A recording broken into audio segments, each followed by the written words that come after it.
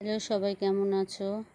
আজকে দেখো চটজলদি চিকেন স্যুপ বানাবো, সেটাই তোমাদের সাথে আজকে শেয়ার করব।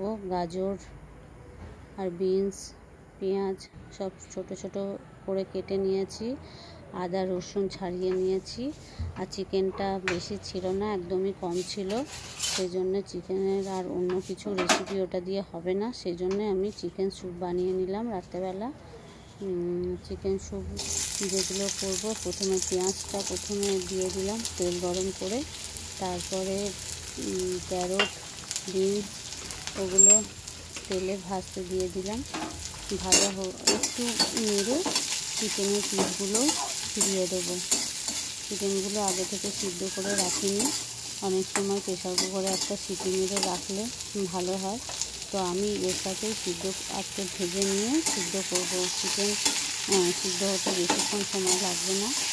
একটু তেলে সবজির সাথে নেড়ে নিচ্ছি, নেড়ে নিয়ে এবারে গোলমরিচ গুঁড়ো আর নুন দিয়ে দেবো স্বাদ মতো। এখন নুন দেবো, তখন যদি আবার কম হয় তাহলে আর একটু নুন দিয়ে দেবো পরে।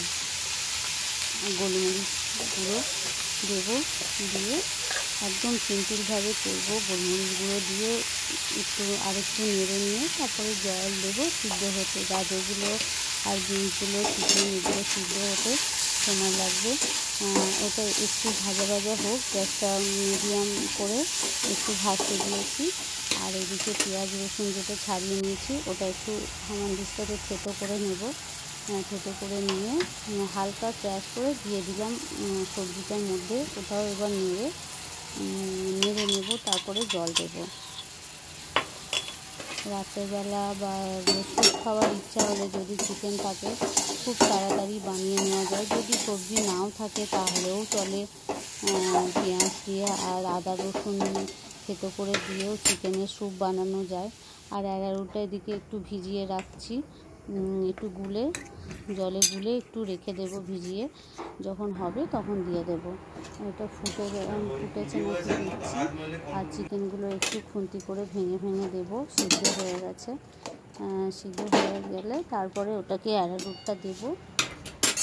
বন্ধুরা, আমার রান্নার রেসিপিগুলো যদি তোমাদের ভালো লেগে থাকে অবশ্যই লাইক করবে, শেয়ার করবে, কমেন্ট করবে। যদি কোথাও ভুল হয়ে থাকে সেটাও লিখে পাঠাবে আমাকে, তাহলে আমি ঠিক করে নেওয়ার চেষ্টা করব। আর অবশ্যই সাবস্ক্রাইব করবে। অ্যারারুটটা দিয়ে দিলাম, টমেটো সস 2 চামচ দিয়ে দেব, আর একটু সোয়া সস 1 চামচ আর হাফ চামচ দিয়ে দেবো। সোয়া সস বেশি দিলে কালো হয়ে যাবে, আর সোয়া সসের নুনটাও আছে, বেশি নুনও লাগবে, সেই জন্য সোয়া সস বেশি দেবো না। 1 চামচ দিলাম আর একটুখানি দেব। একদম চটজলদি হয় আমার রেসিপি, একদম হালকা ফুলকা, সবাই খেতে পারবে।